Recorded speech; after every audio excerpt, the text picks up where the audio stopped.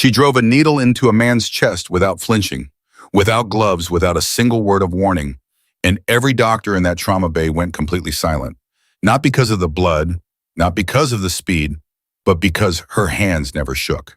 Not once. Nurses' hands always shake in moments like that. It's human, it's normal. Flora Montgomery's hands didn't shake because Flora Montgomery hadn't been a nurse for very long. For this quiet life before St. Jude Medical Center, before Oregon, she had been something else entirely.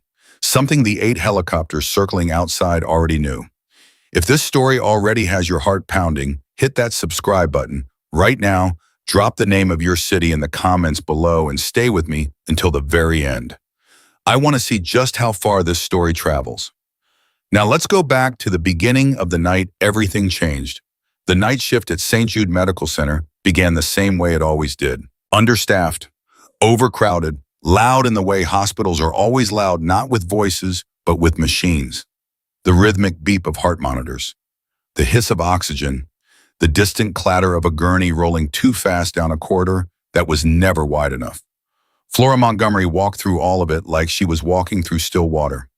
She had a way of moving through chaos that her colleagues had noticed from day one, not speed exactly and not slowness either. Precision.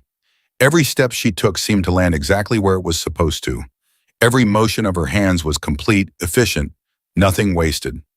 Head nurse Sandra Chu had once said, half joking, half genuinely unsettled, Flora could perform surgery during an earthquake, and the stitches would still be perfect.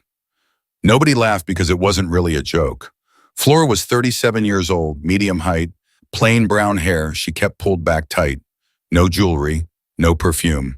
She drove a 10-year-old Honda Civic and ate the same turkey sandwich from the vending machine every night at 2 a.m. She did not talk about her family.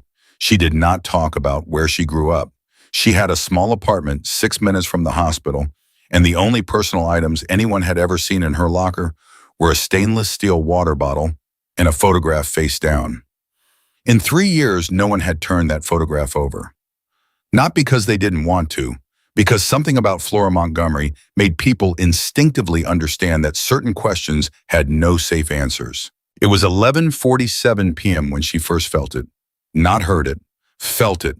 A low vibration beneath her feet, subtle as a tremor before an earthquake. She was in the middle of changing an IV line for Mr. Garrett in room 14, 72 years old, recovering from hip replacement when her hands paused. Just for half a second. Just long enough for Mr. Garrett to notice. "You okay, honey?" he asked. The man always called everyone honey. She usually appreciated it. "Fine," she said, finished the line, checked his vitals. Her eyes moved to the window without her head turning.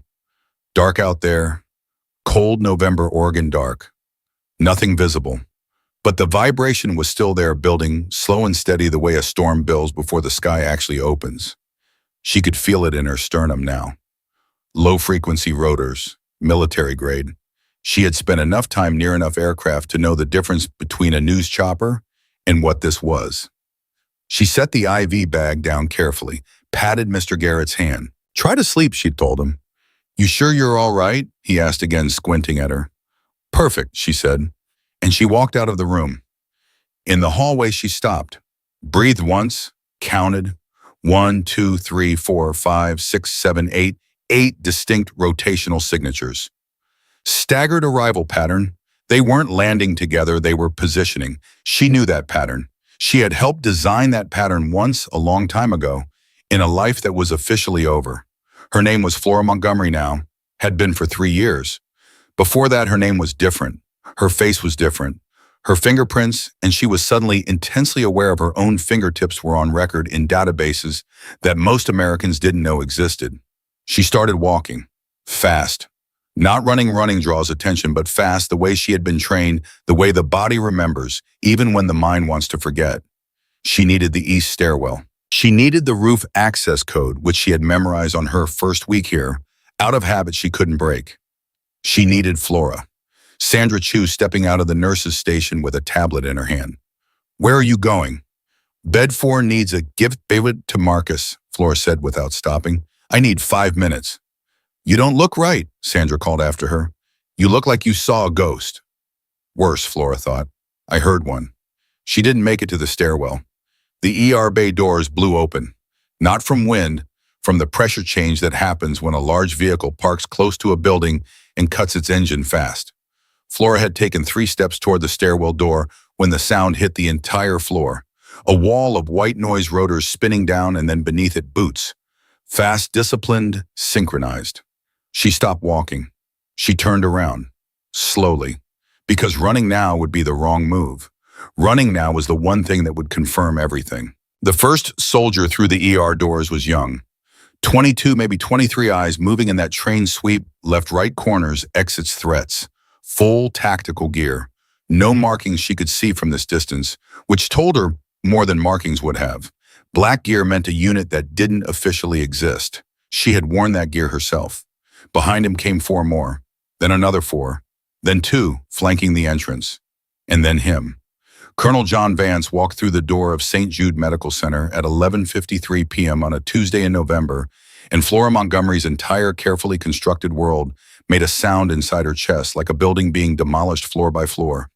He was older, more gray. She had thought about him maybe 10,000 times in 3 years, and in every version of him she had imagined he aged well, stayed sharp. She had been right. He walked with the same controlled authority he always carried, not aggressive, not threatening, just absolutely certain. The kind of certainty that comes from having made decisions that cost lives and being willing to live with that. He hadn't seen her yet. She had 3 seconds, maybe 4 before he would. She didn't run. She stood completely still in the center of the hallway and waited for his eyes to find her. When they did, he stopped walking. The soldiers around him kept moving, spreading through the ER, speaking to the bewildered staff in clipped professional sentences that were clearly designed to project calm without actually providing any reassurance whatsoever. Dr. Paul Hennessy, the attending physician, a good doctor, a decent man who had no idea what was happening, was already moving toward Vance with his arms slightly out, the universal body language of a man who wants very much to understand what is going on. Vance held up one hand toward Hennessy, a gesture that meant wait. Hennessy stopped. Automatically, because that kind of authority is not something you argue with. Vance looked at Flora. Flora looked at Vance. Neither of them moved. Nurse Montgomery, he said. His voice was exactly the same. Low measured, the kind of voice that never went up at the end of a sentence, no matter what it was saying. Colonel, she said. Her own voice surprised her, steady as her hands. A soldier near the entrance glanced at her. It's good to see you, Vance said. It was not good to see him. They both knew that.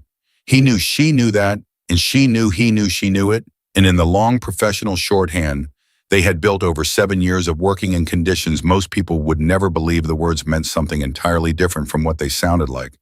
They meant, I found you. I'm sorry I had to, but I'm here now, and what comes next is not optional. Sandra Chu's voice cut through the ER. Will someone please tell me what's happening in my department? Nobody answered her directly, which was somehow more terrifying than anything else. Flora took 1 step toward Vance, then another. He met her halfway, a gesture she recognized, one of the very few ways he ever demonstrated respect. And when they stood face to face close enough that she could keep her voice low, she said, You tracked the prince? No, he said immediately. We tracked a flag on a medical license renewal 6 days ago. 6 days. She had renewed her license 6 days ago, and in 6 days they had found her and mobilized 8 helicopters and whatever unit was currently spreading through this hospital. She had been so careful. 3 years of careful. On 8 birds, John, she said quietly. You brought 8. Barnes is in critical, he said. We don't have time for Michael Barnes. Yes. Something shifted in her face. Not much. Barely anything. But Vance caught it because Vance caught everything. He's on the 2nd bird, Vance continued. Hemopneumothorax, suspected spinal involvement, unstable. Our medics have been keeping him alive for 4 hours. He needs a surgical team, and he needs it now. Take him to OHSU, Flora said. Portland's 40 minutes by air. They have a trauma. He won't survive the transfer, Vance said simply. Our medical officer gave him 30 minutes maximum. That was 22 minutes ago. The silence between them lasted exactly 3 seconds. You have a trauma team here, Vance said. You have the equipment, and you have... He paused. He looked at her for one long moment. You have skills that no one at OHSU has. I'm a nurse, John. "You're the best combat trauma specialist this country has ever produced," he said, and his voice didn't change at all, flat and certain as ground. "And you and I both know that a nursing license is the most expensive costume you've ever worn." Doctor. Paul Hennessy had been hovering at the edge of this conversation for the last 90 seconds, held back by the invisible force field of Vance's authority and his own professional uncertainty. But he was a good doctor. More than that, he was a stubborn one. He pushed forward now. "Excuse me," Hennessy said. He was in his late 40s, broad-shouldered, the kind of ER doctor who had seen enough to stop being easily shocked. Right now, though, he was close to shocked. "I'm going to need someone to explain to me right now what is happening in this hospital. Who authorized Dr. Hennessy?" Vance turned to him, and Flora watched Hennessy absorb the full weight of that gaze and take a small, involuntary step back. "In approximately 7 minutes, we are going to bring a critically injured man through those doors. He needs your best trauma bay, your full surgical support, and whatever you can give him. I am asking for your cooperation as a matter of national security." Hennessy blinked. "National security? Yes. In Oregon? Yes." Hennessy looked at Flora. Flora said nothing. He looked at her for a long moment, at her still hands, at the complete absence of surprise on her face, and she watched the calculation happen behind his eyes. He had worked with her for 2 years. He had never been able to fully explain her, and now, standing here in the middle of whatever this was, he was putting pieces together that he had never known were pieces. "Trauma 1, he said finally. "I'll prep it myself." He walked away fast, already calling out to his team. Vance looked back at Flora. "I need you in that bay," he said. "I'm a nurse," she said again. "Flora." "Oh, it again, and I'll walk out that door and you'll have to explain to Barnes why." "He asked for you," Vance said, and the quiet in his voice stopped her entirely. "When he was conscious before we lost him the second time, the only thing he said was your name. Not Angel 6, not a call sign, your name. Your real name." She heard the past in that, the weight of it, 7 years of it, operations in places she could not name and conditions she had spent 3 years trying to forget. Michael Barnes, 29 years old when she had first met him, the youngest and most reckless member of a team that was not supposed to exist. He had called her the best in the field once in the middle of a situation where best meant the difference between 1 casualty and 6. She had saved him then. She had saved him twice after that. And now here they were. "How long before they bring him in?" she asked. 4 minutes, Vance said. "Maybe less." She looked at her hands. They were not shaking. They had never shaken. That was the problem. That was always the problem. She had spent 3 years trying to be someone whose hands shook, and she was very good at pretending, but the moment a real crisis walked through the door, her body remembered what her mind wanted to forget. "I need full surgical access," she said. "Whatever Hennessy has. I need authority in that room. Full authority, no questions, no hesitation. If I say something, it happens. From everyone, including your people." "Done," Vance said. "And when this is over," she stopped. She looked at him directly. "We have a conversation, a real one, about what comes after this, about what I am and am not agreeing to tonight." Vance held her gaze. "Agreed." "I mean it, John." "I know you do," he said, and something in his face, something that wasn't quite guilt, but lived close to it, tightened and then smoothed over. "I know." The radio on the nearest soldier's vest crackled. A voice tight with controlled urgency. "Alpha Lad Bravo 2 is on final approach. 2 minutes. Patient status is critical. Repeat. Critical. Get your people ready." The ER exploded into motion. Soldiers moved with trained efficiency. Nurses scattered toward positions they'd been quietly directed to. "Doctor." Hennessy's voice rose above the noise from Trauma 1 calling out orders to his team, who were moving fast but were clearly operating on the edge of their understanding of what was happening tonight. Flora didn't move immediately. She stood in the center of it all, this controlled storm, and she breathed one long, slow breath in, one slow breath out, and she let go of something she had been holding for 3 years, gripping so tightly that she had forgotten it was a grip at all. She let it go. And what was underneath it was not peace. It was not relief. It was the thing she had been born to do, rising back up through 3 years of careful burial, like a river rising through soil after a long rain. She was already moving toward Trauma 1 when the second helicopter touched down outside. Behind her, she heard Sandra Chu say in a voice that was barely a whisper, "Who is she?" Nobody answered. The doors of the trauma bay were still swinging behind her when the gurney came through the main entrance. Michael Barnes looked worse than she had prepared herself for. She had prepared herself for a lot. He was pale the way people get pale when they've lost enough blood that the body has started making brutal triage decisions about what to keep alive and what to abandon.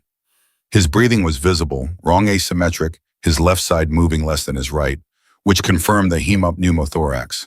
There was a temporary chest seal field applied, and it had been applied well. Someone on that helicopter knew what they were doing, but well was not enough anymore.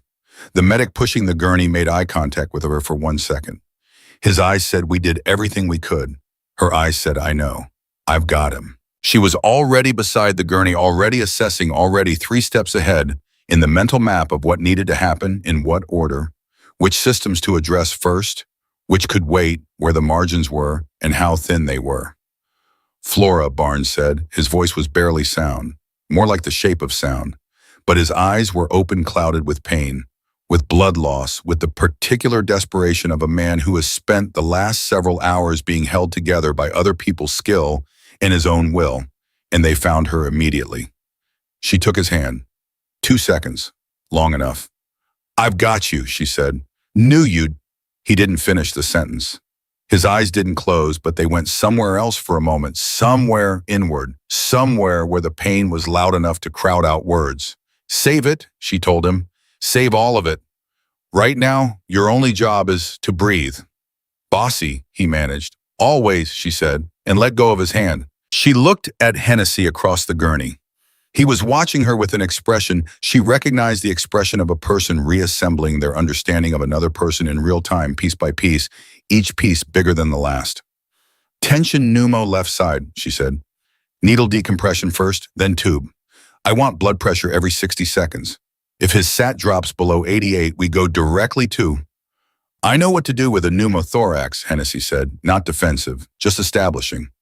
"Good," she said. "Then let's do it together." He nodded, 1 beat. "Who are you?" he asked quietly, just the 2 of them beneath the noise of the room. She was already reaching for the decompression needle. "Right now," she said, "I'm the person keeping him alive." And she went to work. Outside, through the walls of St. Jude Medical Center, 8 helicopters sat dark and quiet on the ground. Waiting, the way patient things wait. The way the past always waits, settled and certain and completely unmoved by the distance you have tried to put between yourself and it. Colonel John Vance stood at the entrance of the trauma bay, not interfering, watching through the narrow window. His face gave away nothing. It never did. But his hands, the hands of a man who had sent people to do impossible things and then waited to find out if they had survived, were pressed flat against the wall beside him. Holding on, just slightly, inside Trauma 1. Flora Montgomery worked. She did not think about the helicopters. She did not think about the past or the future or the questions she would have to answer when this was over. She thought about Barnes. Only Barnes, her hands steady as stone, her mind clear as cold water. The woman she had tried to stop being the woman-aided, helicopters had crossed a continent to find moved through the trauma bay with the absolute terrible grace of someone who had never in truth stopped being her at all. The first thing Flora asked for was silence. Not quiet. The trauma bay was never quiet, and she didn't want it to be. She needed the machines, needed the monitors, needed the organized noise of a team that knew what it was doing. What she needed gone was the other kind of noise, the kind made by people who didn't belong in the room. "Everyone who is not actively treating this patient," she said without raising her voice, without looking up from Barnes's chest, "needs to step back to the wall or step out of the room. Right now." 2 of Vance's soldiers who had followed the gurney in exchanged a glance. "That includes you," she said, still not looking up. "Especially you." They moved. She heard the shift of boots on tile, the quiet friction of tactical gear, and then the breathing in the room changed, less of it, cleaner, more focused. Hennessy caught her eye across the gurney, and she saw something in his face she hadn't expected from him this early. Trust. Not full trust, not yet, but the beginning of it. The professional kind that gets built in real time in crisis faster than any other kind. "Talk to me," she said to him. "Pressure's holding at 84/50, he said. Not good, but holding. SAT is 91. It'll drop, she said. When I decompress, it'll drop before it comes back up. Be ready for it. I've done this before. I know you have. I'm not doubting you. She paused. I need you to trust me the same way. Another beat. Then, okay, he said, simple, direct. She appreciated that about him. She positioned the needle. Barnes turned his head toward her, his jaw tight with the effort of managing pain that would have put most people unconscious, and she met his eyes.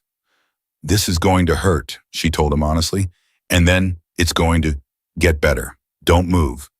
Never do, he said through his teeth. You always do, she said, and put the needle in. Barnes made a sound that was not quite a word and not quite a scream, something in between, something raw and immediate, the sound of a body experiencing acute relief and acute pain simultaneously. The rush of air confirmed what she already knew. She worked fast, precise talking to Hennessy in a low, constant stream, pressures angles the exact sequence of what came next, and he kept up with her, matched her rhythm, and she thought, good doctor. Real one. SAT is dropping, the respiratory tech called out. 89. I know, Flora said. Hold. 87. Hold. Flora, Hennessy started. Hold, she said. Firm, absolute. 85, 84. Barnes's hand moved searching and she caught it without looking, pressed it back down to the gurney. Stay with me, she told him. I've got you. Stay with me. 90, the tech said. Then 93. Hennessy let out a breath. Flora didn't. She was already moving to the next step. Chest tube, she said. Outside the trauma bay window, Vance hadn't moved. She could see him from her peripheral vision that still contained posture she knew as well as her own reflection. She did not look at him directly. She could not afford to look at him directly. Not yet. Not while Barnes still needed everything she had. It took 11 minutes. Later, she would not be able to tell you what she was thinking during those 11 minutes because she wasn't thinking, not in the way that word usually means. She was operating on something deeper than thought, something that lived below language, the kind of knowledge that gets burned into you through years of doing the same thing in the worst possible conditions until it stops being skill and becomes reflex. She had spent 3 years trying to bury that part of herself under layers of routine and anonymity, and now here it was rising up through all that careful burial as naturally and inevitably as breathing. When Barnes's oxygen saturation hit 97 and his blood pressure steadied at 102/64, Flora set down the instrument in her hand and straightened up. The room was very quiet. She could hear the monitors. She could hear Hennessy breathing. She could hear faintly the sound of someone on the other side of the trauma bay window exhaling slowly. Vance. Good, Hennessy said. Just the one word. He said it the way doctors say it when they mean something bigger, when they mean, I don't know what just happened here, but it worked and I am genuinely astonished. He'll need the OR, Flora said. Probably within the hour. There's hemorrhage risk I don't love and I want imaging before we move him. I'll order it. Hennessy paused. He looked at her over Barnes's now still form. Where did you learn to do that? She peeled off her gloves. Nursing school, she said. He almost laughed. It wasn't funny, and they both knew it, but there was something in the absurdity of the answer, the absolute audacity of it, that landed somewhere between them and cracked the tension just slightly. Right, he said. Nursing school. She turned toward the door. Vance was already pushing it open. The two of them faced each other in the narrow corridor just outside the trauma bay, and for a moment neither of them spoke. Around them, the ER continued its night nurses moving a patient somewhere down the hall, asking loudly about when someone was coming to check on him, the eternal background hum of a hospital that never actually stopped, and Flora and Vance stood in the middle of it like two people in the eye of a storm that only they could feel. He's stable, she said. I know, I was watching. Then you don't need me to tell you. No, he said. I came out here because I need to tell you something. He paused. The pause had weight. Vance's pauses always had weight. He did not waste silence. You were right. 8 helicopters was too many. It drew attention we didn't need, and I made a decision under pressure that I would probably make differently if I had the time back. She stared at him. In 7 years, she had heard Colonel John Vance admit to exactly 2 mistakes. Both times someone had died because of them. Why 8? She asked. Because the situation is bigger than Barnes, he said. There it was. The thing she had known was coming from the moment she heard those rotors. Barnes had been the reason, the real reason, the one she could not refuse, the one he had used because he knew her, but Barnes was not the whole reason. She kept her voice level. What situation? I need you somewhere safe to brief you properly. Not here. You're going to brief me right here in this hallway, John, or you're going to brief no one. She crossed her arms. You've got 2 minutes before Hennessy comes out that door looking for me, and after that I go back to doing my job, and you can take your 8 helicopters wherever you want. Vance looked at her for a long moment. Then he said, Cardinal. The word hit her like cold water. She did not move. She did not blink. She kept her face completely still, and it cost her more than anything she'd done in the trauma bay. Cardinal is dead, she said. Cardinal ended 4 years ago when the program was dissolved. Cardinal was never dissolved, he said quietly. It was reclassified. The silence between them stretched. You told me. I told you what I was authorized to tell you at the time. There was no apology in his voice, but there was something, a tightness, a compression, the particular tension of a man who has carried a lie for a long time and does not enjoy having to continue carrying it in front of the person he lied to. You told me the program was over, she said. You told me it was the reason I could disappear. You said there was nothing left that could come back for me. I know what I said. Then you understand why I'm having some trouble right now standing here having a civil conversation with you. Flora. How long? She asked. Her voice had gone very quiet, quieter than the ER noise around them, quieter almost than thought. How long has Cardinal been running? It never stopped. She closed her eyes. 1 second, 2, opened them. Who else from the unit is still active? That's part of what I need to brief you on. Who else? Vance held her gaze. Reyes, Tanner, and Doyle. 3 names. 3 people she had worked alongside for years, people she had trusted with her life in conditions she could not describe in polite company, people she had mourned, actually mourned, in the quiet privacy of her small Oregon apartment when she understood that the program was supposedly over and that whatever they had all been was finished. They hadn't been finished. None of it had been finished. She had simply been removed, taken out of the equation, fake dead, which she had agreed to, which had been her own exit strategy, her own design, but designed on the premise that the program was ending, that the work was done, that the rest of her team was also walking away. Barnes, she said slowly, Barnes was injured in the field. Yes. Active operation. Yes. An operation that is currently ongoing. Yes, Vance said. And then because he had always been direct when directness was unavoidable, an operation that has gone significantly wrong. She heard it then. Under his controlled, measured tone, she heard the thing he was managing. John Vance was afraid. Not panicked. He did not panic, but afraid in the way that experienced people become afraid when they are dealing with something that has moved beyond the parameters of their planning. How wrong? She asked. He looked down the hallway, then back at her. One of your former team members is missing. Has been for 72 hours.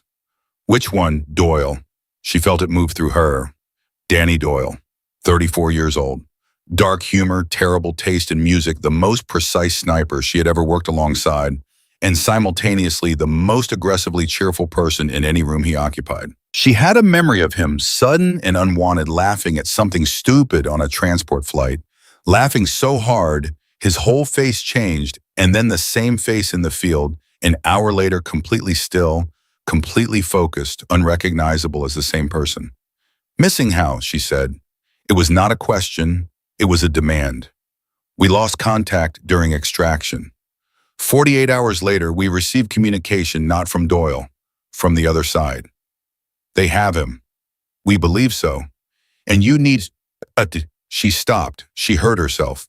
She heard what she was about to say, and she heard what it meant, and for a moment the hallway, the hospital, the entire careful architecture of the life she had built pressed in around her with the specific weight of something that is about to be destroyed. I need the best person I have, Vance said, and the best person I have has been working the night shift at a hospital in Oregon for 3 years. I'm a nurse, she said, and this time it was not a defense, it was almost a grief. You're Angel 6, he said, gentle, almost gentle. You've always been Angel 6. I think part of you has known every day for 3 years that this day was going to come. She said nothing. I don't want it to be true either, he said, and she believed him. That was the worst part. She believed him completely. I spent 6 months trying to find another way. This is not me being careless with your life or with what you built here. This is me having run out of options. Down the hallway, a door opened. Hennessy came out of Trauma 1, glancing around, found her with his eyes. Barnes's pressure is up to 110, he called. Radiology is ready. He paused. He looked at Vance, then back at her. Something in his face said, I don't know what's going on, but I know it's serious, and I know you're in the middle of it. You okay? Fine, she said, the word again, the word she always said. I'll handle the transfer to imaging, Hennessy said. He didn't move immediately. He was giving her a moment, giving her the choice of whether to walk toward the trauma bay, toward the job, toward the life she had made, or to stay where she was. She looked at Hennessy, then at Vance. Give me until Barnes is out of the OR, she said to Vance. That's the time you have to brief me properly. Everything. Not the version you're authorized to tell me everything. Cardinal Doyle, the operation, what went wrong, and why. All of it. In exchange for that, I'll listen. Listening is all I'm promising, she said. Don't push it. Vance nodded, once. The way he always agreed to things fully without qualification, meaning every bit of it. She turned and walked toward Hennessy. He fell into step beside her as they moved back toward the trauma bay, and for a few seconds he said nothing. That was one of the things she had always appreciated about Paul Hennessy. He could read a moment.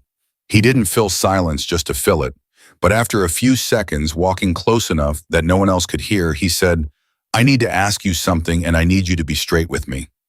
Ask, she said. Is anyone in this building in danger? She considered the question. Honestly, the way it deserved.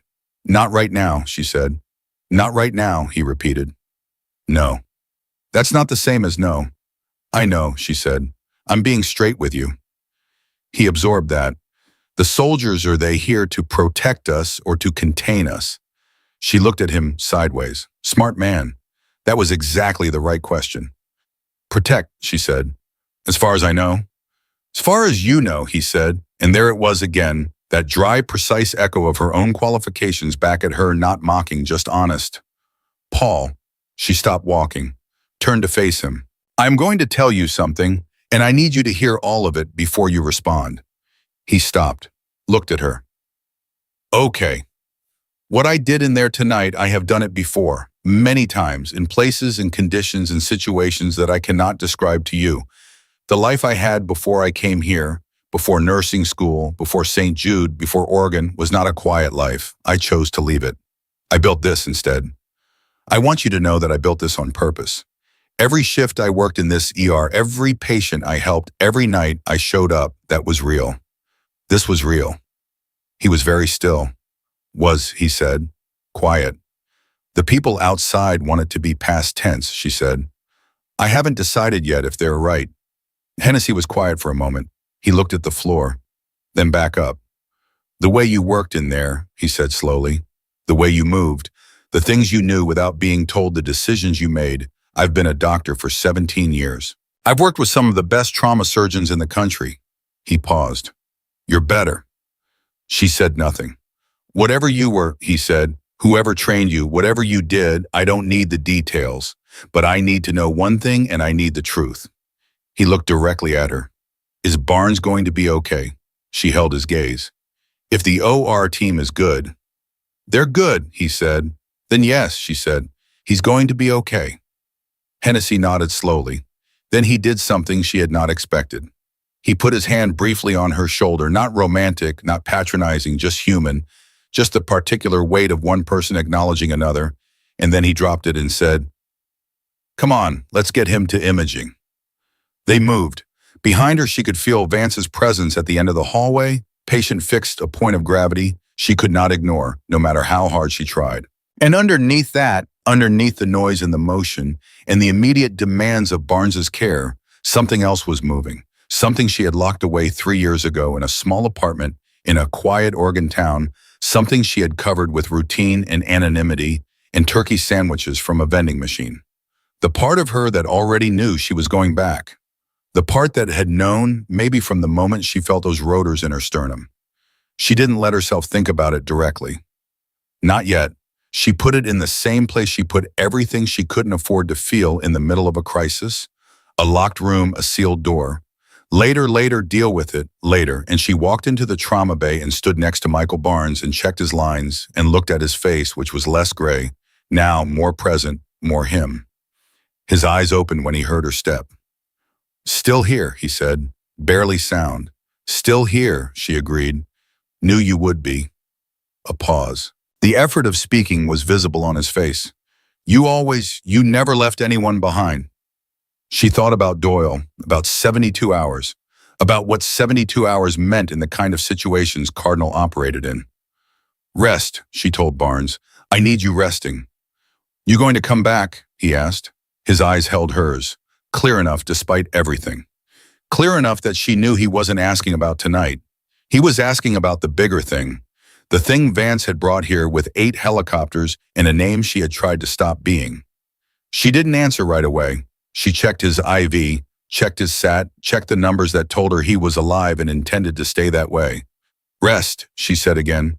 And she moved to the door because the monitors were beeping for transport and there was a job still in front of her. And Flora Montgomery, whoever she was, whatever she was becoming again, was not the kind of person who left jobs unfinished. Not then, not ever. Barnes made it to imaging at 12:41 a.m. Flora walked alongside the gurney until the radiology doors closed between them, and then she stood in the hallway and did something she had not allowed herself to do since the moment those helicopters landed. She stood completely still and let herself feel the full weight of what was happening. It lasted about 4 seconds. Then Vance was beside her and the weight had to go back in the locked room because there was no space for it now. "Brief me," she said. She started walking, not toward anything specific, just moving, because standing still felt too much like surrender. "Everything you promised. Start with how Cardinal got reclassified and by whom." Vance kept pace with her easily. He always had. She was fast, and he matched her without effort, which had always been one of the quiet physical facts of their working relationship. Two people who moved at the same speed through hard situations. "After you exited," he began. "The program underwent a structural review, standard process after any asset transition. What the review found was that the operational framework Cardinal had developed, the methodology, the network, the contacts, was too valuable to dismantle. Command decided to continue under a different classification tier. Off book, but authorized. Authorized by whom specifically? Levels above my pay grade," he said, which I know is not a satisfying answer. "It's a dishonest answer dressed up as a humble one," she said. "You know exactly who authorized it. You just can't say." He didn't confirm or deny it, which was in its own way confirmation. "Who was running point after I left?" she asked. "Reyes took the lead role." She absorbed that. Elena Reyes, sharp, relentless, the kind of operator who made other operators feel slightly less competent just by being in the same room. Flora had trusted her with her life, had trusted her with other people's lives, which was the higher bar. "How is she?" "That," Vance said, "is one of the things I need to tell you." She stopped walking. He stopped beside her. "Reyes is the one who found Doyle," he said, "or found where he's being held. We believe. The intelligence is 60% confidence, which is not a number I love, but it's what we have. Where? That comes after you agree to the briefing." "I'm in the briefing, John. This is the briefing." "The formal briefing," he said, "with maps and communications intercepts and the full picture. Not a hallway conversation." He looked at her directly. "I'm not withholding for leverage. I'm withholding because the information is classified at a level where I genuinely need you inside a secured environment before I can show it to you. I am not permitted to tell you the location in an unsecured corridor of a civilian hospital." She looked at him for a long moment. "You prepared a secured environment." "One of the helicopters," he said. "Yes. You were very confident I'd cooperate." "I was very hopeful," he said. And there was something in that something that was not quite an admission, but lived right next to one. He had not been certain, he had hoped. She had not expected that honesty from him, and it moved something in her that she immediately tried to move back. Barnes goes to the OR first, she said. I'm not leaving this building until he's out of surgery and I know he's stable. That could be 2 hours. Then you'll wait 2 hours. He nodded, not reluctantly. He had expected this, she realized. He had planned for it. There's something else, he said. She waited. Sandra Chu, he said, your head nurse. She's been asking questions. Specifically, she's been asking the soldiers at the entrance about unit identification and federal authority. She's smart and she's not going to let it go. Sandra is always smart and never lets anything go, Flora said. She's been that way since I met her. It's one of her best qualities. She needs to be managed. She's not a situation to be managed, Flora said, and she heard her own voice go flat and firm in the way it did when she was drawing a line. She's a person who works in this hospital and has every right to know what's happening in it. You will not threaten her. You will not intimidate her. And if any of your people so much as imply that she should stop asking questions, I will personally. I wasn't suggesting threats, Vance said, and he sounded faintly offended. I was suggesting that you talk to her. She trusts you. She'll take it better from you. Flora stopped, felt the slight embarrassment of having leaned into a fight that wasn't there. Fine, she said. I'll talk to her. Thank you. Don't thank me. Just don't let your people crowd her. She found Sandra at the nurse's station, 20 feet away, standing with her arms crossed and her expression broadcasting at full volume that she had been waiting for someone to explain things to her, and her patience was approximately 45 seconds from running out entirely. Sandra Chu was 61 years old and had been nursing for 34 of those years, had survived 3 hospital administrations and 2 major restructurings, and 1 actual riot in the ER parking lot. And she was not a woman who was easily unsettled. Tonight she was unsettled, and it showed, and Flora felt a pang of genuine guilt because Sandra's unsettledness was Flora's fault. Walk with me for a minute, Flora said to her. Sandra looked at her for a long beat, then she uncrossed her arms and walked. They moved into the alcove near the supply room, the one that had become their unofficial private conversation spot over 2 years of shared shifts. Flora had told Sandra almost nothing in those 2 years, had offered up careful fragments of a constructed biography, a backstory with just enough texture to seem real, and now she stood in the same alcove and tried to figure out how much truth to give this woman who deserved all of it. Are we in danger? Sandra asked. Direct first thing, no preamble. No, Flora said. Are you sure? Yes. Sandra studied her. You know those men. It wasn't a question. Flora answered it anyway. Some of them. The man in charge, the colonel, he knows you. Yes. The way he looked at you when he came through the door. Sandra paused. She had a way of constructing sentences carefully when she was working through something, placing each word deliberately. He looked at you the way people look at someone they've been searching for. Not just someone they know. Someone they lost. Flora said nothing. Flora, Sandra said. And she said the name the way she always said it, the way that meant I am not going to pretend I believe what you want me to believe when I can see the actual truth right in front of me. Who are you? The question landed the same way it always landed when it came from someone who genuinely wanted the answer. Not with aggression, not with accusation, with care. With the particular weight of a person who has decided that the truth, whatever it is something they can handle. My name is Flora Montgomery, she said. That is real. I am a nurse at this hospital, and that is real, and everything I've done in this building for the past 3 years has been real. All of that is true. But Sandra said, but before that, Flora said, I was something else. I did work that I can't describe to you in detail, and the men outside are connected to that work. One of them was injured and needed help tonight, and I helped him, and now she stopped. Now there are decisions I have to make. Sandra was quiet for a moment. Flora had expected questions. Sandra had about 40 of them, visibly queuing up behind her eyes, but what Sandra said instead was, the way you worked on that man tonight. I've been watching you for 2 years, Flora. You're a good nurse. Always have been.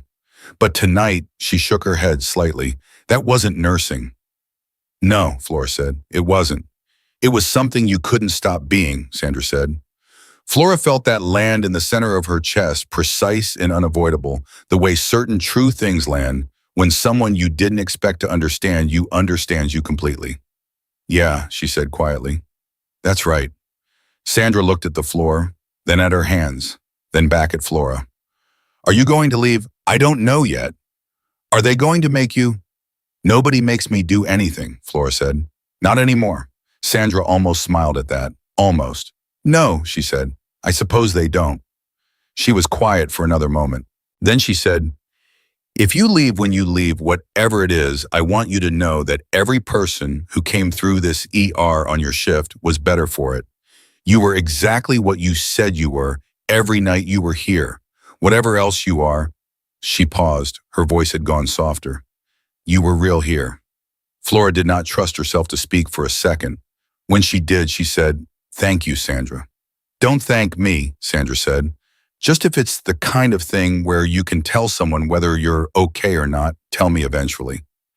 That's all I ask. I'll try, Flora said, and she meant it. She walked back out into the ER. The next hour and 40 minutes were the longest of Flora's 3 Oregon years. Barnes went into surgery at 1:08 a.m. The OR team was good. Hennessy had been right about that. And the surgeon on call, a compact, efficient woman named Dr. Park, had looked at the pre-op imaging with the expression of someone solving a problem she had seen before and knew how to handle.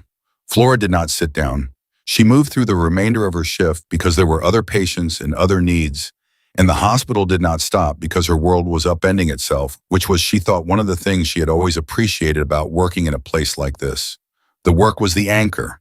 The work was always the anchor. At 1:24 a.m. something changed. She felt it before she understood it, a shift in the energy near the ER entrance, a quickening of the soldiers' attention that was different from the watchful patience they had maintained all night.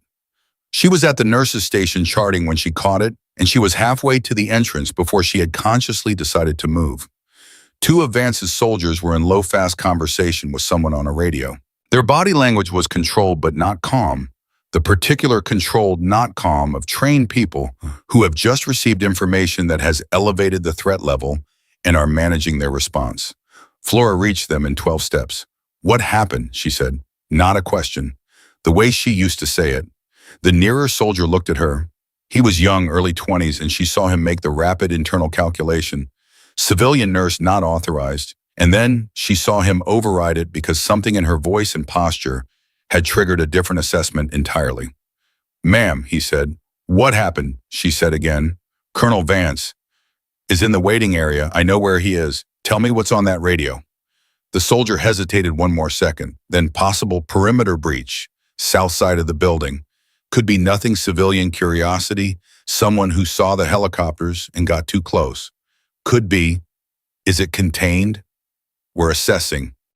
How many at the south perimeter? 2 of ours. 2 is not enough if it's not nothing, she said. The soldier's radio crackled. A voice tight. Alpha lead, confirmed breach. South fire exit, someone cut the lock. Doors open. The ER went cold around her. Not literally, the temperature didn't change, but the feeling changed the way the feeling of a room changes when something dangerous enters it, when the quality of the air shifts from ordinary tension to something with teeth. Where's Vance? She said, and this time she was already moving. He came through the waiting room door at the same moment she turned, which meant he'd heard the radio too, or his own feed had told him, and the look on his face confirmed what she had already understood. The south perimeter breach was not a curious civilian. Who knows we're here, she said immediately. We followed protocol, he said. Radio silence at civilian airspace clearances. Standard operational. Who knows, she said again harder. Vance's jaw tightened. There was a communication gap when Barnes was extracted from the field. A window of approximately 40 minutes before we established full comms blackout. During that window, he stopped. Someone tracked the extraction, she said. We believe so. To this hospital. Yes. She felt it then, the full picture assembling itself in her mind with the particular cold clarity that had made her exceptional at the job she had left behind. 8 helicopters, loud and visible, drawing every eye in a 20-mile radius.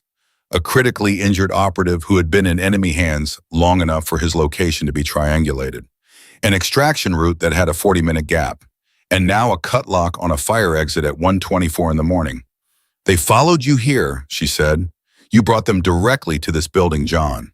To this hospital full of patients. Her voice was quiet, completely flat.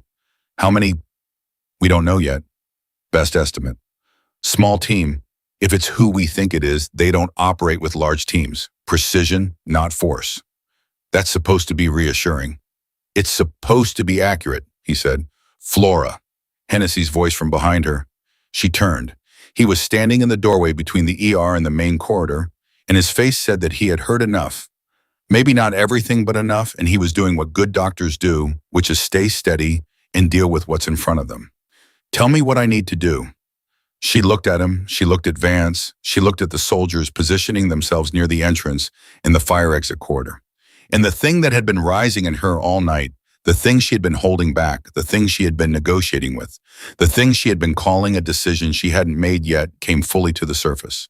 It wasn't a decision at all. It had never been a decision. The decision had been made years ago in the deep structure of who she was and the part of her that had gone still and calm when the helicopters came, the part that had never shaken, the part that remembered exactly what it was made to do. Paul, she said, I need you to quietly move every patient who can be moved away from the south corridor. Do it fast, do it calm, do not let staff panic.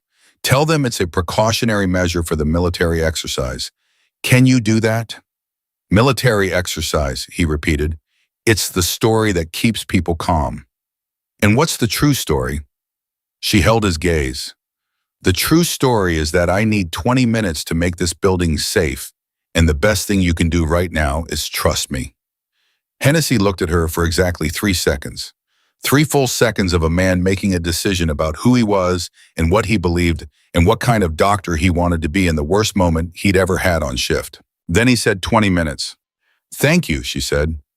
He turned and went. She turned to Vance. I need to know everything you know about the team that followed you here. Right now, in 30 seconds or less. Go. Vance looked at her with an expression she recognized from 7 years of working alongside him, the expression of a man who has just watched someone step back into the role he had always known they couldn't permanently leave. 2, possibly 3 operatives, he said. Trained and resourced, motivated. They want Doyle's location, they think we have it, or that someone we extracted has it. Barnes is the most likely target for interrogation, which means the OR is the priority. Barnes is the target, she said. She was already moving. Your 2 soldiers at the south perimeter, tell them to hold the exit but not engage. I don't want a firefight in a hospital. Then what do you want? She looked at him over her shoulder. And for the first time tonight, something that was almost not quite, but almost like the woman she used to be showed fully in her face, not hard, not cold, just absolutely certain. I want to go introduce myself, she said. Vance stared at her. They came here for information, she said. They think they're hunting. Let them think that a little longer. She reached the supply corridor door and paused with her hand on it. And John, when this is over, when the building is clear and Barnes is out of the OR and your people have secured the perimeter, you and I are going to sit down in one of those helicopters and you are going to show me everything. Doyle's location, the operation, all of it. That sounds like a yes, he said. That sounds like a woman who doesn't have a choice, she said, which is a different thing entirely. Remember that. She pushed through the door. Behind her, the ER hummed and beeped and breathed its ordinary, extraordinary midnight breath, full of people who were sick and scared and in pain and trying to get through the night, none of them knowing that the quiet nurse who had treated them so carefully and so well for 3 years had just walked away from everything she had built toward everything she had tried to leave behind. And somewhere in the hospital, in the fluorescent hum of an OR suite, Michael Barnes's heart was beating steadily because of those hands that never shook. The South Corridor was the quietest part of St. Jude at this hour. Flora knew that. She had walked it 1,000 times, end of shift, start of shift, the long middle of the night stretches, when she needed 60 seconds of actual silence to reset. She knew which fluorescent panel buzzed slightly off pitch. She knew which supply closet door had a hinge that didn't sit right. She knew the exact sound the floor made under her feet, and more importantly, she knew when that sound was different because someone else had walked it recently. It was different now, not loud, not obvious, just a particular quality of recently disturbed air, the way a space feels when a body has moved through it in the last several minutes. She had learned to read that feeling the way other people learn to read weather, involuntary, bone deep. She stopped at the intersection of the South Corridor in the back maintenance hallway, listened, breathed. There were 2 of them, She was fairly certain of that. The door at the far end, the one with the cut lock, the one Vance's perimeter soldiers had reported was closed again, which meant they had come in and pulled it shut behind them. Deliberately, they were not making a statement. They were trying to disappear inside the building, move quietly toward the OR floor, reach Barnes, before anyone understood what was happening. Smart. Controlled. Exactly the kind of team Cardinal itself would have sent once in a different life to a different building to reach a different target. Flora understood them perfectly. That was in this moment her only real advantage. She moved to the supply closet she knew had the bad hinge and opened it silently. She had fixed that hinge herself 4 months ago with a screwdriver from the maintenance cart because the noise had been driving her quietly insane, and she stepped inside and pulled the door nearly closed behind her and waited. 30 seconds. 40. The sound of footsteps. Measured soft-souled the cadence of people who had been trained to mount in exactly this way. 2 sets. She had been right. She tracked them by sound, building their position in her mind, adjusting the mental map as they moved past her door and continued down the corridor toward the stairwell that led up to the surgical floor. She stepped out behind them. Wrong building, she said. They turned fast. Both of them trained fast. The automatic physical response of people whose instincts have been sharpened to a specific edge. 2 men, dark clothing, compact and capable looking in the way that has nothing to do with size and everything to do with how a person holds themselves when they know how to cause harm. The nearer one had his hand moving toward his shield before he even fully turned. "Don't," she said. Her voice was so calm it was almost conversational. "You're in a hospital. There are patients on the other side of every wall in this building. Whatever you came here to do, you didn't come here to do that." The nearer man's hand stopped. Not because she'd frightened him, because she was right and he knew it, and she had said it in a way that made it clear she knew he knew it. That was a specific kind of communication, the kind that only works between people who have operated in the same world. He recognized it. She saw him recognize it. "Who are you?" he said. Not loud, controlled. "I'm the person standing between you and the floor above us," she said, "which means I'm the only conversation worth having right now."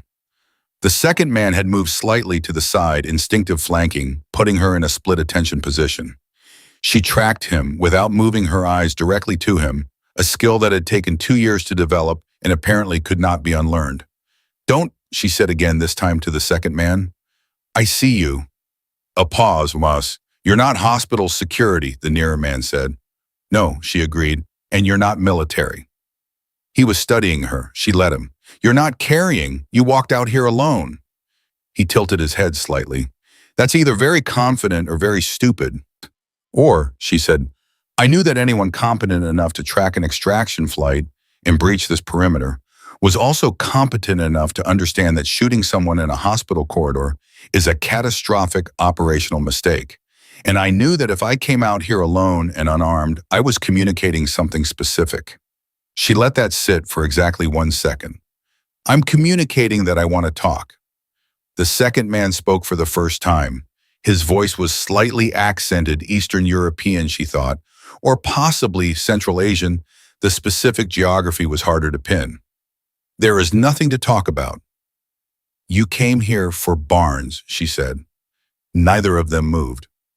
"Barnes doesn't have what you're looking for," she said. "He was extracted in critical condition. He has been unconscious or semi-conscious for the last several hours. Whatever intelligence you think he's carrying, he hasn't been debriefed. He hasn't been able to be debriefed. He doesn't have it in a form that's useful to anyone yet." The nearer man's expression didn't change, but something behind his eyes shifted. A recalculation. "You're the one who stabilized him," he said. She had not expected from that. She did not let it show. "Yes. They brought the helicopters for you," he said slowly. "Not just for extraction. They came here specifically for you." Another shift in his eyes. Angel 6. The name in his mouth made her stomach tighten. She kept that off her face. "The name is retired." "Names like that don't retire," he said. And there was something in his voice that was almost not respect, not exactly, but an adjacent thing. Recognition, the acknowledgement of one professional for another across a line that divided them. "We were told Angel 6 was dead." "Convenient story," she said. "Goes around." Why are you talking to us? The second man said. Instead of letting the soldiers outside handle this. Because if the soldiers outside handle this, someone gets hurt, she said. Maybe one of yours, maybe one of theirs, maybe a patient on the other side of a wall who has nothing to do with any of this and is just trying to survive a hip replacement. She paused. And because I need information that Vance either doesn't have or won't give me, and I think you might have it. The nearer man stared at her. You want to make a trade. I want to have a conversation, she said, in the next 4 minutes before Vance loses patience and sends 6 people down this corridor, which will make everything worse for everyone. Yes or no? A silence. The two men exchanged a look, the compressed, wordless communication of people who have worked together long enough to have entire conversations without speaking. She knew that look.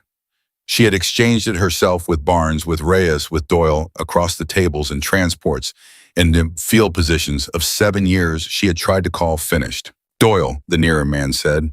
One word, it landed like a stone. What about him? She said. Flat, controlled. She could feel her own pulse, but she managed it, steadied it the way she steadied everything. The man your people are looking for, he said. Daniel Doyle. You think we have him? Do you? Wow, no, he said. She studied him. In 7 years, she had developed a specific skill for reading the particular physical signatures of a lie, the microtensions that most people never learned to control, the almost imperceptible delays between thought and speech. She looked for them now in this man's face and body, with the full focus of everything she had. She did not find them. Then where is he? She said. That, the man said, is the question your Colonel Vance should have been asking 3 days ago, instead of mounting a helicopter operation to retrieve a medical specialist. Something moved through his expression. Not contempt exactly, frustration maybe. The particular frustration of watching a situation be mishandled by people who should know better. Doyle is not in our custody. He was never in our custody. We came here because we also want to find him. The floor shifted under her, not literally, but in the way that floors shift when your understanding of the entire situation reorganizes itself in under 2 seconds. She heard the pieces move.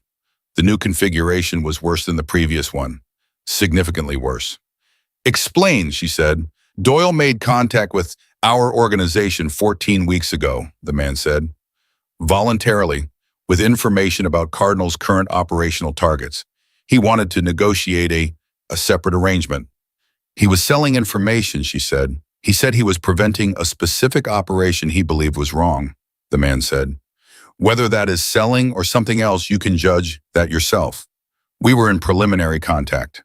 And then 6 weeks ago, he stopped responding. And then your operation went wrong, and our intelligence indicated that Cardinal suspected a leak.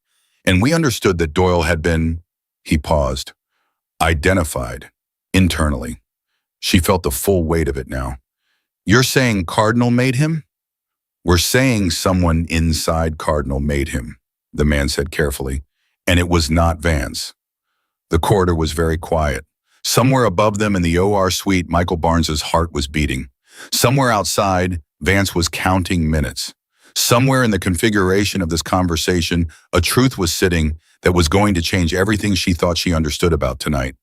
You're saying someone inside the program turned Doyle in, she said, and it wasn't the Colonel.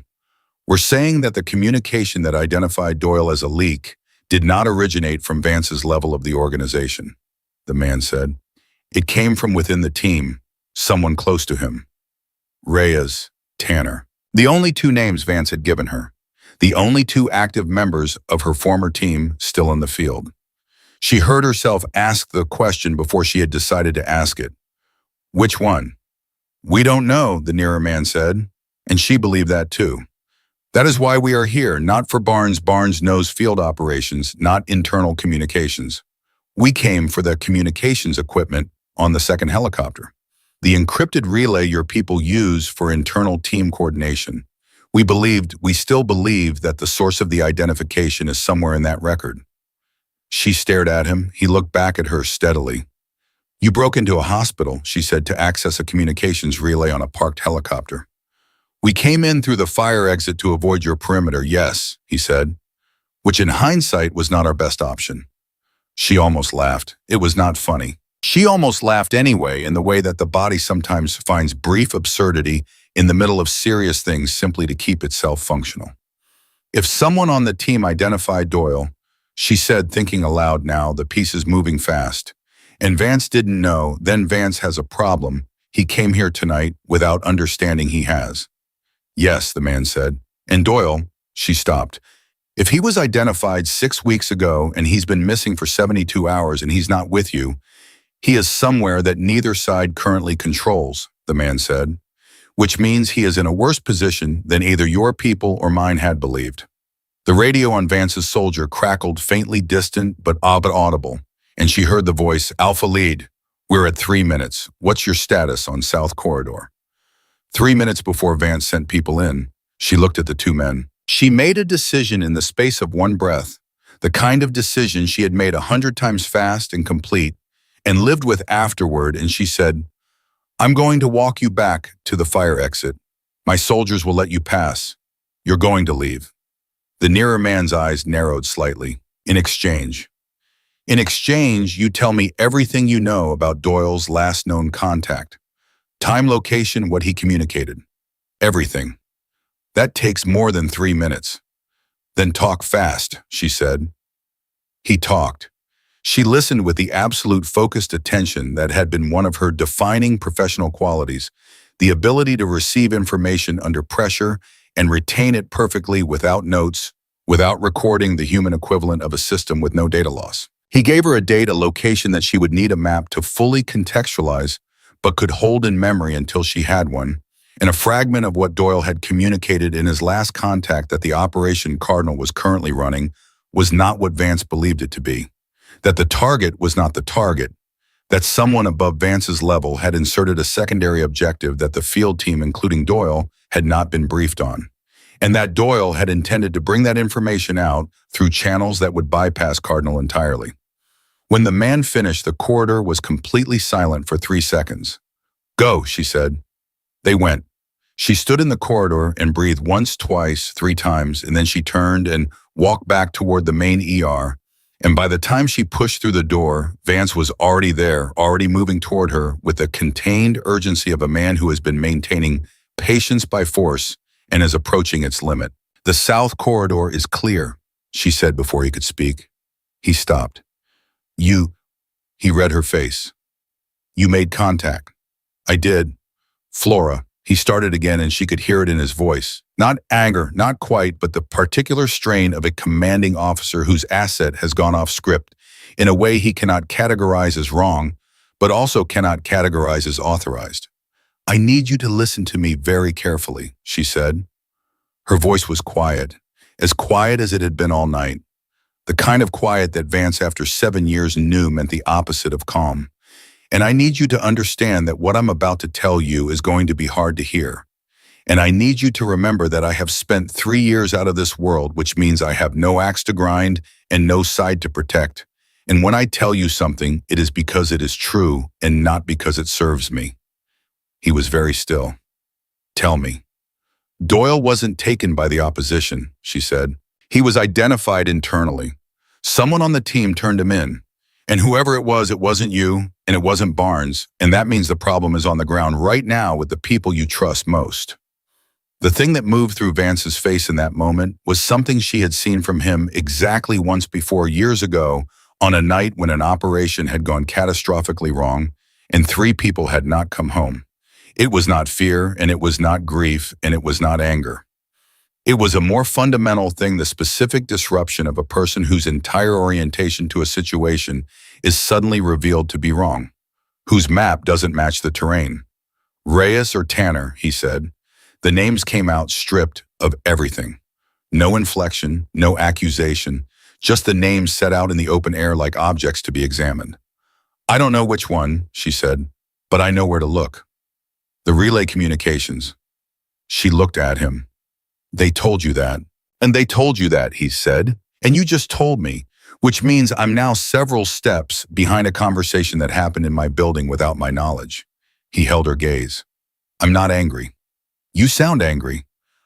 He stopped, controlled it.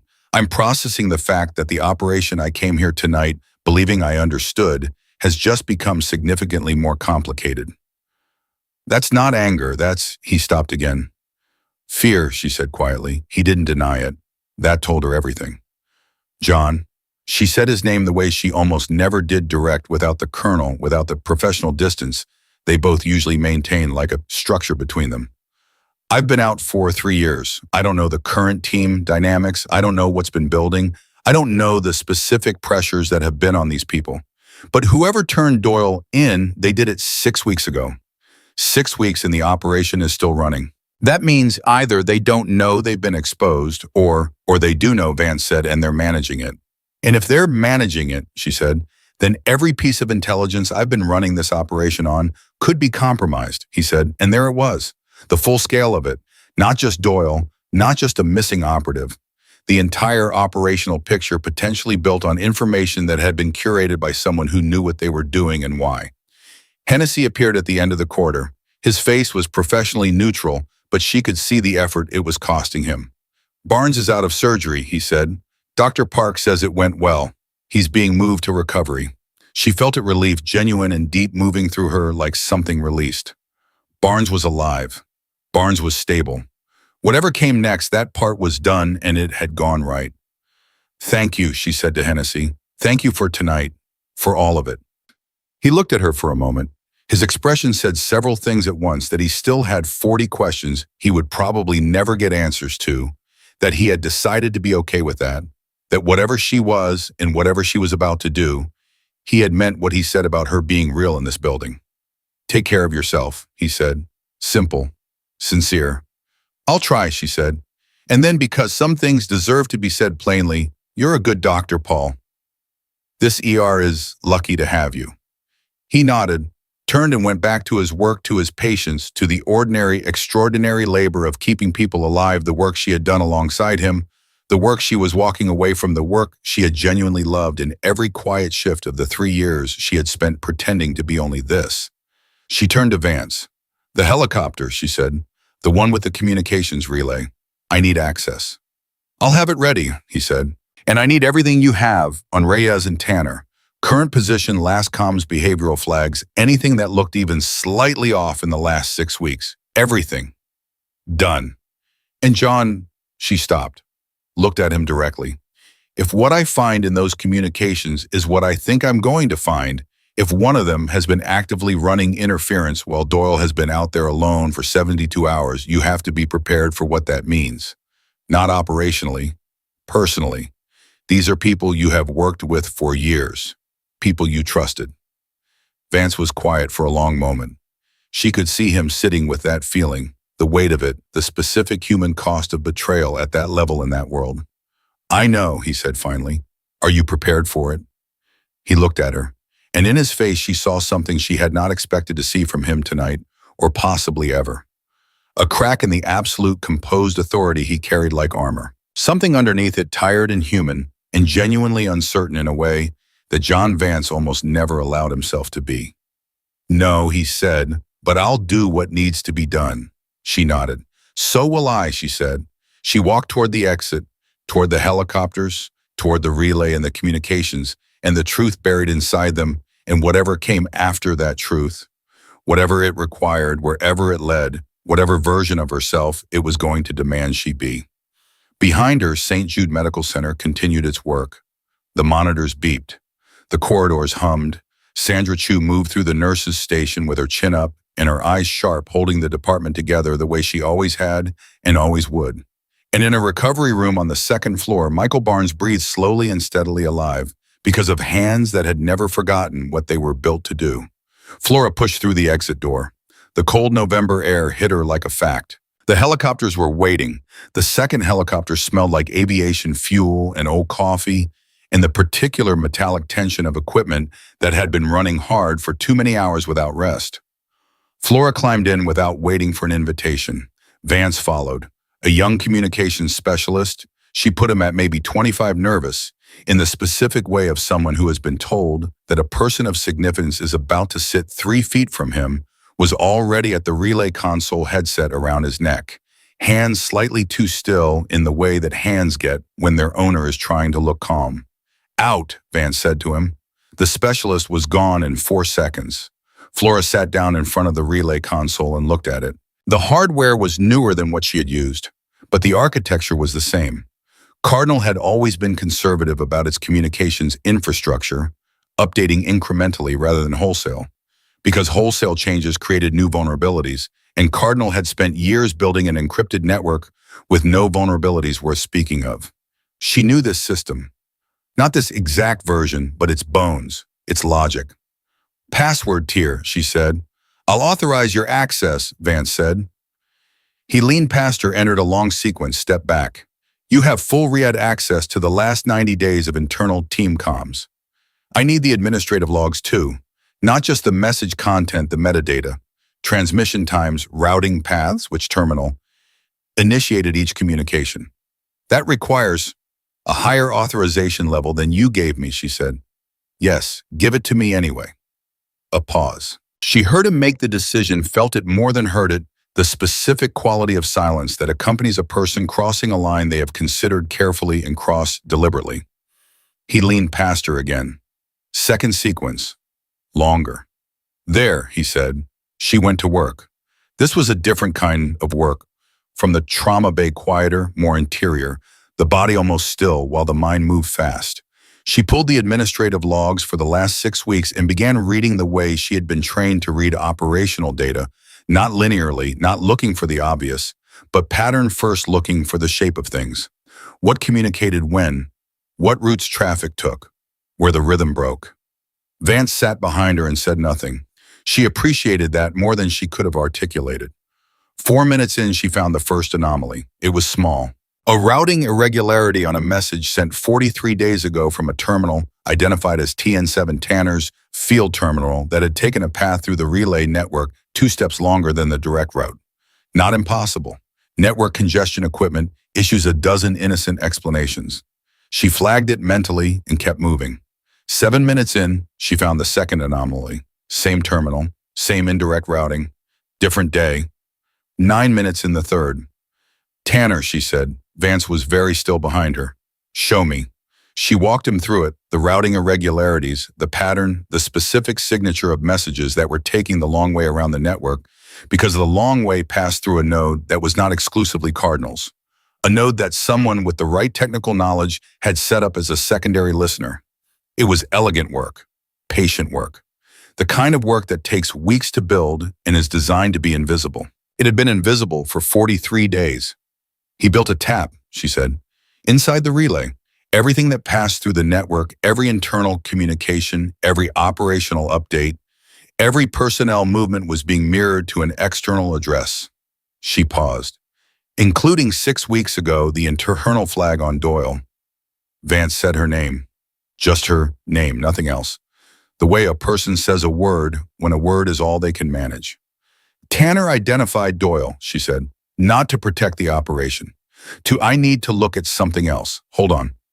She moved through the logs faster now, following the thread pulling at it.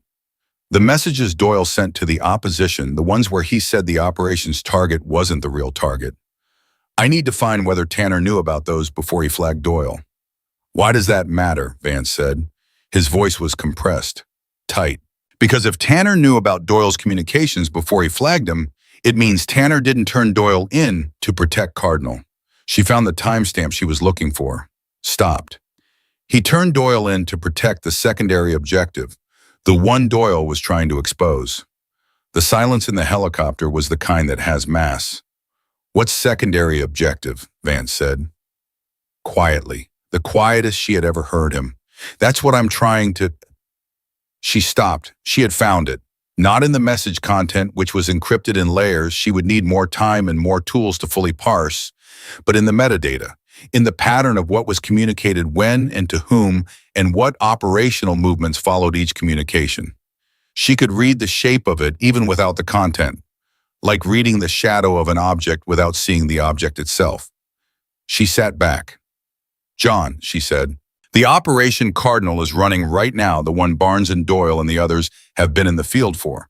What were you told it was? Surveillance and extraction of a specific intelligence asset, he said. High-value foreign national willing to defect. And the asset's location? A safe house in, he stopped himself, old habit location security. Then because it was her, and because the moment had moved past certain protocols, northern coastal region, remote. Remote, she repeated. Remote enough that a secondary team could be operating in the same general area without your primary team's knowledge. The pause that followed was different from the others. Longer, heavier. She could hear Vance breathing, controlled, deliberate, the breathing of a man who is keeping himself functional by force. There is no secondary team, he said. I didn't authorize above your pay grade, she said. You used that phrase earlier tonight. Remember, he remembered. She could feel it. The authorization for Cardinals reclassification, she said, levels above you, and now there's a secondary objective running inside your operation that you weren't briefed on being protected by one of your own people, which means whoever authorized that objective had access to your team, had a relationship with someone on your team. She paused. Tanner has been with Cardinal how long? 11 years, Vance said. Longer than me, she said. Yes. Longer than Doyle. Yes. Long enough to have developed relationships above your level, she said. Long enough to be someone's person inside the program. Not a recent turn, a long-standing arrangement. She let that land fully before continuing. Doyle found out what the secondary objective was. That's why he reached out to the opposition. Not because he went bad, because he found something inside the operation that he believed was wrong, and he didn't trust internal channels to expose it, and he was right not to trust them, because the internal channel he would have used was compromised. He would have come to me, Vance said, quietly. He should have come to me. Maybe he didn't know how far it went, she said. Maybe he wasn't sure you weren't part of it. She said it gently, not to wound him, but because it needed to be said. When you're inside something and you find rot, you can't always tell where the rot ends. Vance was quiet for a long time, long enough that she turned to look at him. He was sitting with his hands flat on his knees, looking at nothing, looking inward at the specific interior landscape of a man reassembling his understanding of 11 years of work and trust and decision-making. She had seen that look on people before. It was one of the hardest looks to witness. The look of someone discovering that the map they navigated by had been drawn wrong deliberately by someone they trusted with the drawing. Where is Doyle? He said finally. I don't know yet, she said, but I know who does. She turned back to the console. Navigated to Tanner's most recent communications the last 72 hours, the hours during which Doyle had been missing. The routing irregularities were still there. And in the last transmission 41 hours ago, something new, a message routed not just through the secondary listener node, but originating from it. Tanner hadn't just been mirroring outward. In the last 41 hours he had been receiving. Someone had been talking to him. She isolated the originating address of that inbound communication and stared at it. She didn't recognize the specific identifier, but she recognized the format. It was a location beacon, a field beacon. Someone in the field using Cardinal-adjacent equipment had transmitted to Tanner's terminal 41 hours ago. This beacon format, she said, is this standard issue for your current field teams? Vance looked over her shoulder. Yes, he said. Then, no, wait. He leaned closer. That's an older format. We phased that out 2 years ago. Current teams are on the updated protocol. But someone with access to legacy equipment, she said, or someone who has been in the field long enough to have held on to legacy kit, he said, and she heard it happen in his voice, the shift from processing to understanding. Doyle has been transmitting, she said, moved to the main relay to Tanner's terminal specifically, which means either he doesn't know Tanner is compromised, or he does know, Vance said, and he's feeding Tanner false position data, using himself as bait. He exhaled, a long, compressed, almost disbelieving sound. That absolute, he stopped himself. But she heard the emotion underneath it, relief and fear and pride and fury all compressed into the space of one controlled exhale. That's exactly what he'd do. We need Tanner's current position, she said. He's at the operational base, Vance said. 40 minutes from here by air. Then we're 40 minutes from Doyle, she said. She stood up, turned to face Vance fully. And the thing between them, the years, the history, the complicated weight of everything that had brought them both to this helicopter in an Oregon hospital parking lot at 2 in the morning, settled into something that was almost simple, almost clear. I need you to do something before we move, she said. I need you to call your people at the operational base and tell them nothing. Not about Tanner, not about the secondary objective, nothing.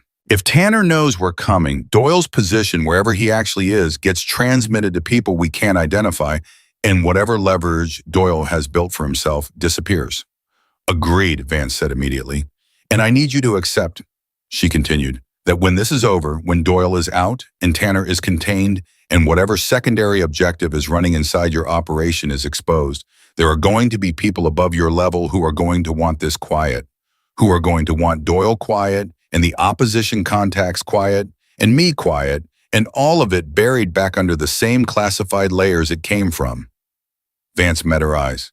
Yes, he said, there will be. I won't be quiet, she said. I want you to understand that going in. I know, he said. That's not a problem for you. He looked at her for a long moment. I came to Oregon tonight to find the best person I know, he said. I found her. What she does with what she finds that was always going to be outside my control. I made peace with that somewhere over Idaho on the way here. She studied him, believed him. Okay, she said. She moved toward the helicopter door, stopped. John, she said. Her voice was different now, not the colonel, not the command structure, just two people who had spent 7 years keeping each other and other people alive in impossible places. Whatever Tanner's reasons are, whatever they told him, whatever they offered him, whatever story they built around the secondary objective to make it something he could live with, I need you to be ready to hear it, not to forgive it, just to hear it. Because if we go in there already decided we make mistakes, he held her gaze. You were always the one who could do that, he said. Hold both things at once. The person did wrong and the person is still a person. It's not generosity, she said. It's tactics. Decided people are blind people. Maybe, he said, but I've watched you do it for 7 years and I've always thought it was more than tactics. She didn't answer that. She pushed the helicopter door open and dropped down to the ground and straightened up in the cold November air. And for one moment, just one, she let herself feel the full weight of what had happened in this parking lot, in this hospital, in this night. She had come to work at 11 p.m. as Flora Montgomery nurse, anonymous, invisible, a woman with a turkey sandwich and a face-down photograph, and a life built on the discipline of smallness. She was leaving as something else. Not Angel 6, she was not ready to take that name back, might never be, but not purely Flora Montgomery either. Something in between.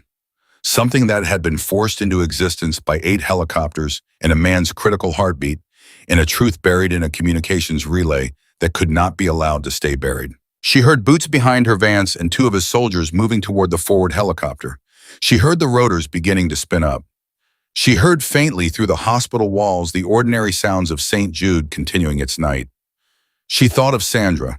She thought of Hennessy. She thought of Mr. Garrett in room 14, who always called everyone honey, who had noticed when her hands paused at a window. She thought of the photograph in her locker. Face down. 3 years face down. She went back inside. She walked the corridor fast past the nurse's station, where Sandra looked up and saw her face and read it immediately. Sandra always read everything immediately and stood up from her chair. You're going, Sandra said. Yes, Flora said. She went to her locker, opened it, took out the water bottle, took out the photograph. She looked at it for the first time in 3 years. 7 people standing in a line somewhere unidentifiable in gear that told nothing and everything. She was second from the left. Barnes was beside her. Doyle was at the far end laughing at something. His whole face changed the way it always changed when he laughed. Rhea stood straight and still. Tanner was smiling, easy and genuine and completely unreadable, now in retrospect, now that she knew and now that she was carrying the weight of what she had found in those communications logs. She put the photograph in her chest pocket, closed the locker, turned around. Sandra was standing 2 feet away. She had followed her silently, which was something Flora had not heard, and which told her that 3 years of deliberate anonymity had softened certain edges she was going to need to sharpen again. I meant what I said, Sandra told her. You were real here. I know, Flora said. So were you. Sandra reached out and briefly firmly squeezed her arm. The gesture of a person who has decided that words are not enough and physical honesty is better. Flora let herself receive it, stood in it for 2 full seconds. Then she stepped back. Take care of Barnes when he's out of recovery. He'll be difficult. All the good ones are, Sandra said. Flora almost smiled. Almost. Yeah, she said. They are. She walked out. The helicopter was ready. Vance was aboard. The 2 soldiers were strapped in, and the rotors were at full speed, and the cold air was pressing everything flat and loud and immediate. She climbed in and pulled the door, and the ground fell away beneath them, and the lights of St. Jude Medical Center shrank and then became a pattern among other patterns in the dark Oregon landscape below. She held the photograph in her hand, looked at Doyle's laughing face, looked at Tanner's easy smile. 40 minutes. 40 minutes to an operational base where a man she had trusted for years was sitting with a secret that had put another man she had trusted alone in the field for 72 hours. 40 minutes to whatever Tanner's reasons were, whatever his story was, whatever truth or lied or compromise he had built his last 11 years on top of. 40 minutes to Doyle. Alive, she believed he was alive. She was choosing to believe it with the full, deliberate force of someone who understands that belief is sometimes the only tool available and that using it is not weakness, but necessity. She put the photograph away. Vance was watching her from across the helicopter. She could feel it without looking. What are you thinking? And he said, over the rotor noise, just loud enough. She thought about that honestly, about what she was actually thinking underneath the operational planning, underneath the tactical map she was already building in her mind, underneath all of it. I'm thinking that Doyle spent 6 weeks alone with something he couldn't trust anyone inside the program to hear, she said, and that he found a way to keep himself alive anyway, and that when this is over, I'm going to tell him that he should have come to me. She paused. Even from a faked death in Oregon, he should have found a way to come to me. Would you have come back for that? Vance asked. She thought about it. About the apartment, the Honda Civic, the vending machine turkey sandwich. The photograph face down, never turned over. Yes, she said. For Doyle, yes. Vance nodded slowly. The helicopter moved through the dark at speed. Below them, Oregon spread out cold and quiet and enormous. Ahead of them, 40 minutes of truth that was going to cost something she did not know yet exactly what. But she had never in her life navigated one of these situations without a cost, and she had long since made her peace with that mathematics. The cost was real, and it was paid, and you paid it, and you kept moving. That was what she did, what she had always done, what she was apparently irrevocably still going to do. At the operational base, Tanner was sitting with his secret in his 11 years in his compromised terminal, unaware that the relay he had built his betrayal on had already given him up. Unaware that 40 minutes away a helicopter was cutting through the dark toward him. Unaware that the person aboard it was not the anonymous night shift nurse he had perhaps heard rumors of, not the quiet woman in Oregon that the program had long since written off as gone. Unaware that Angel 6, whatever that name meant, whatever it cost her, whatever she had decided or not decided about carrying it was coming. And Flora Montgomery, who had spent 3 years being invisible and had stopped being invisible the moment 8 helicopters shook the ground beneath her feet, sat in the dark with her hands in her lap and looked at nothing, and felt for the first time in 3 years absolutely, precisely, terribly clear. She was not going back to what she was. She was going forward into what she had always been. And whatever came next, the truth inside Tanner's terminal, Doyle in the field, the secondary objective, and the people above Vance's pay grade who had authorized it, the long reckoning that was waiting at the end of all of this, she would meet it the same way she met everything, with steady hands, with clear eyes, without flinching.